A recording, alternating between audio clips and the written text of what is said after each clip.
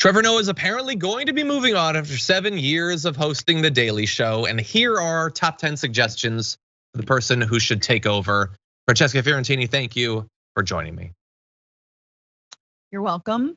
I have trouble with this category because if I were hosting The Daily Show, I would super glue myself to the desk and never leave. And I have a lot of thoughts about The Daily Show generally. I think it's not what it used to be for many different reasons. I think streaming has taken over. I think a lot of people aren't really tuning into Comedy Central. A lot of cord cutters obviously don't have cable, et cetera, et cetera, et cetera. But like 7 years, bro, come on. So yeah, that's okay. So there's a little bit of rage in the background. I will say that for my list, here's the thing. Because of TYT, I interact with a lot of political comedians. I have decided I'm not gonna be stuffing my list with all the awesome comedians. There's a lot of good ones. I love Alonzo, I love Brian Unger and everything. I am going to be trying to go outside of that. So that's a heads up for my list. Okay, what about me? Because like I'm you at can least do whatever three list of the you five want. on your list, obviously. You can do it however you want. And why don't you get us started? Okay, number 5, me. No, number 5. Ugh. Oh, a different person. Number 5 is, none of these are really in order of what I most want. I think I don't really have strong opinions, but I think number 5 is Desi Lydic, who is a Daily Show correspondent. She's been a Daily Show correspondent for a very long time. She is very funny. She's not necessarily a stand-up, but I feel like she is really good. And also she's a mom, and I'm like, that's hella cool. I believe she is over the age of 40, so I'm also like, hell yeah. And she'd been there for a long, long time. And I do have a slight preference for a woman. But most of mine are not necessarily identity based. Oh, sure. But I think Desi Lydic could do a really good job, even though I love Roy Wood Jr. And homeboy's name, who I'm forgetting, and I'll remember in a second. Jordan Klepper? No. Okay. Yeah. So so when I mentioned to Ben Glebe that the news had come out, he mentioned Desi Lydic as well. I've only watched a little bit of The Daily Show over the last few years, exactly. And I'm not sure that I've ever actually really seen her on it. I mean, I haven't really watched it. Like, I'm just not as familiar with. I've heard that she's really funny, and I have like the vague idea that I've seen her and thought that she was funny, but I'm just not as familiar. She's a bit more of a comedic actress, but I think that she could definitely crush it in that main host role. Okay. My number 5 is going to be, though, because I wanted to have someone who was a correspondent. This is someone who I am more familiar with, and it is Roy Wood Jr. Actually, I've always thought that he was funny. I think that he has a good sort of approach and a good, like the way that he communicates his comedy, I think could work well. I think he could play sort of the more straight man, which you kind of have to when you're the host on The Daily Show. And so, and I know he's been around for a while. So I think a lot of their correspondents could do a good job, but I guess he would be my choice out of that category. I love Roy, but I also feel like main anchor vibe, he'd have to lean into kind of more of a role that I feel like his role is kind of like the supplemental, like little like guest segments, I feel like are stronger, and his angle and comedy can come across. But that being said, I love Roy Wood Jr. He was on my show. I absolutely. Oh, I didn't know that. That's awesome. Yeah, 2 weeks ago. Yeah. You don't know about me. Okay. That's awesome. Okay. You roll with such big people. Who's your number 4? Number 4, Francesca Fiorentini. I'm sorry. No. God damn it. Who was it? Oh, Michelle Wolf. Who I know we both like.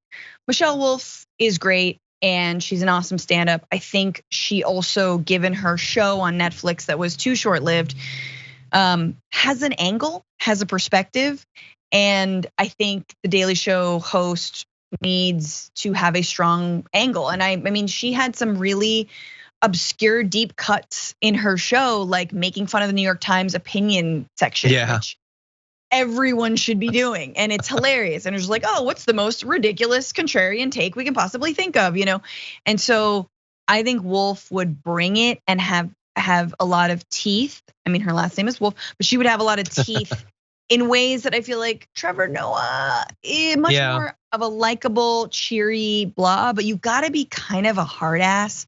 You kind of gotta be an unlikable, Sometimes, yeah. And I feel like Stewart had that. I don't think that Trevor had that.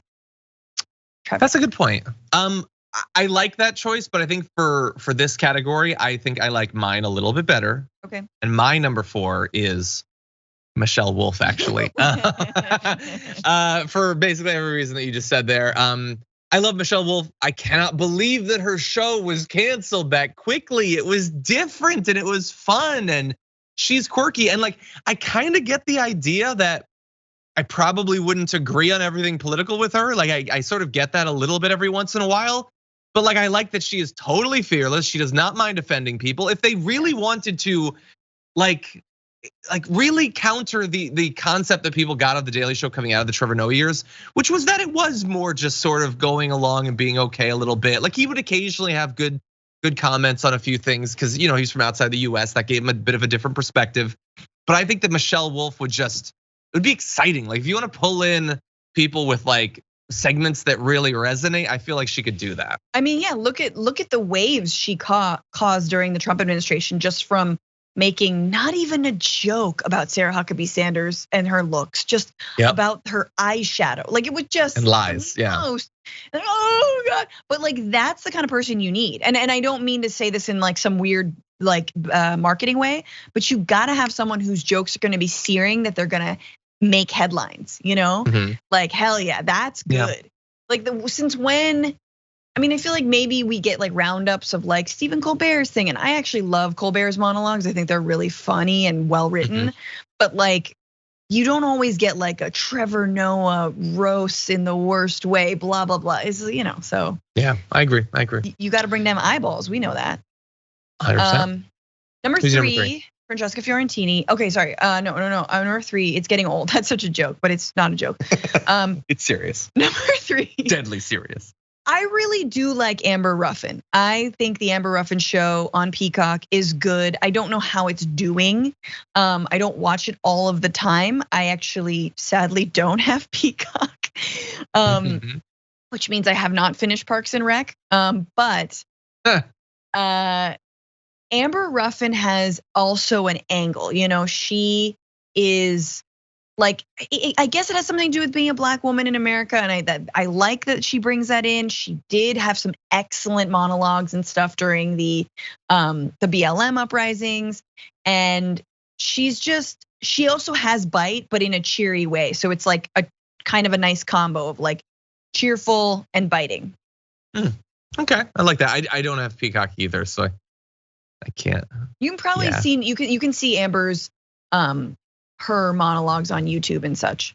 Cool. She also has an incredible like different short tie rotation going on. That's like her thing. I want to know like what wearing interesting ties. But they're like, short? No, like female ties, like lady ties. I don't know what a lady tie is. You gotta, I'll send it to you. Okay, that's interesting. Now I'm excited. Okay, cool. My number 3 isn't.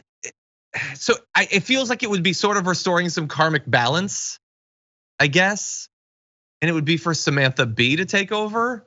Because like the Daily Show, I didn't watch her show a ton. I would occasionally see segments that went viral, the same as with the Daily Show. Like it's just not in my normal rotation. But I know that a lot of people were a fan of it, and maybe it was just where it was. Like maybe if she was on a show that had the previous cultural cachet of the Daily Show, like maybe that would be enough to break through. Like I did like some of her stuff. I don't think that she's as progressive as me or you or anything like that. But I feel like she would occasionally have some bite to, like you've referenced. Like I remember some of her comments about Ivanka were pretty funny. Yeah. And yeah, so that pick wouldn't be for me to start tuning in. But I think it could work. Actually, I feel like I kind of want to swap the Michelle Wolf and the Samantha Bee now, but I think either of them could work. It'd be a very different show. Very different show. I mean, I like Sam Bee enough, but I feel like I like got her vibe, and I'm not like, okay. I'm okay with passing the baton to somebody else. Okay, also, they're not ties, they're bows. Amber Ruffin was wearing, like, I guess it's Just a female tie is just a bow. But like, a bow. Yo, wearing a bow in the year 2022, like it's just it's a choice. Okay, I'm done. I'm done with the fashion. Oh, I see. Well, those are interesting. Yeah, it is very much like a bow on a present, but with crystals. Yeah. Okay, I like that jacket she's got on. Okay, she's got cool style. I like it. Number 4, Francesca Fiorentini. No, number 2. Sorry, it was Francesca Fiorentini. My good friend Jenna Friedman, who I was wondering if you'd mention her. Interesting. Okay. Well, she is wonderful. She's also a pregnant comic right now. We're like the exact same weeks pregnant. She is like an incredible writer and she's been doing this for so long. She has a new special on Peacock, which is why I need to get it, called Lady Killer. So it's a stand-up special and it's all about like abortion rights and she's pregnant at the same time and she's so dry and she has like this delivery that is unmatched deadpan. And I think she would be great. And then she would give me a writing job and then I would be there and then we'd be homies and it'd be tight. Yeah, so I think she's very funny and very sharp and clever. I wonder if the host position would really be maximizing what she'd like. I feel like she's want it. I feel like she'd be more of like really sharply done correspondent segments. I kind of feel like matches her sense of humor better. Them. Yeah. Oh yeah. She used to be a producer on the Daily Show when Jon Stewart was around. So yes, that's right. Very funny. I got to watch that special on Peacock. Yeah. Okay. Well, you actually mentioned my number 2 right there. No, sorry. And this would be in a season of reboots. It would be. You do know what? Jon Stewart to come back and do it, to regain the mantle. Who's watching the problem with Jon Stewart? I don't know. I have Apple and I do watch some shows on Apple, but I don't really watch political stuff because I do it. I watch John Oliver and that's really it. Okay, so this is, this is a broader like industry question, but that's why a lot of shows that are like daily political shows or even weekly shows get canceled, because I think a lot of people go to streaming services not necessarily for some of those desk show monologue. Yeah. Comedy. I watch Colbert monologues. I do that because that's just comedy, basically. It is, and you watch them Oliver, on YouTube, right? It's so good. Yeah. Exactly. So, but you know what I'm saying? Like, I think this is why they get canceled, because people want to go streaming for like to a little bit get out of the news and out of their brain. And so, for someone like me who like wants to do more of this likes unscripted comedy, blah blah blah, it's like. There's not that much appetite for it because there's so much of it on the internet and there's so much of it on YouTube and there's so much of it honestly on our shows, right? Like the shows that we do. People are getting it elsewhere. So anyway, I think that's. But I do think like if he clearly wants to still do this. Maybe his show is good. I don't know, but I don't think it has the audience that he used to. He's gotten some good coverage off of the stuff that he's been doing in DC. I don't think that they'll go in this direction. But I think some people would tune in again, at least early on, to see, what's going on with that. He's got some experience. Anyway, that's my number 2. I know there's a lot of people I'm not thinking of, so that's like I just want to say right off the bat that I think there's other people who could crush it on the Daily Show. And Larry Wilmore. Maybe. No, but Francesca Fiorentini, and there's other people that I'm like. Podcast hosts I'm not necessarily thinking of who could be like really, really dope. But my number 1, and I feel bad because it is a man, but it's someone who I just really like, and I really like his tone. And I think his failed show that followed the Daily Show was absolutely not a good look because of the satire was just off. But it's Jordan Klepper. Okay. I think Klepper is great. Klepper is good in the field. We know this, but I also think that his perspective, and I think he's American. He may be Canadian, but that's sort of also my other xenophobic thing is I want them all to be American. I get kind of a Canadian vibe. I do get a Canadian vibe from him. In which case, I will put him down below and I'll reverse my order here. Born in Michigan, Kalamazoo. Yeah. Very close to Canada, but no, yeah. So I just really I think Klepper has a really strong political angle. I think he's got great sort of again, desk, fake news delivery. And I think he'll be biting. And I also think that, no, I'm not gonna say what I wanna say, but I like him. And I think he's been around the Daily Show for a while. What were you gonna say? I think the fact that he's a tall white man means maybe some more people will listen to him, but that's a horrible excuse for anything. It is. But I do believe that you can't go into the field with Trump supporters and not be a white man at least 6'3" and talk to people. They don't, or it's either that or you have to pretend, a la Borat 2, that you're a fake right-wing woman. Emma used to do it.